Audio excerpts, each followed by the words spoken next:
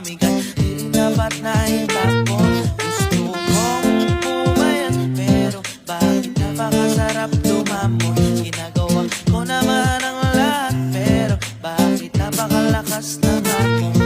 Gusto kong pumaya, atat na atat. Nag-exercise na nga, standong alam binubuhat. Isang beses lang ako kung kumain, kaso nilulunod ang sarili ko sa kanin. Bidang-bida, kilabot sa mga handaan. Maraming nagsarap na lugi ng mga kainan. At ang katwiran, hindi dapat nag-aaksaya. Kaya laging masaya, dahil tipid ang bulsa, laging kaya. Sa tuwing naghahabulan, sa bus ginagawa akong punan. Ano ba yan, hindi makayo ko, hirap.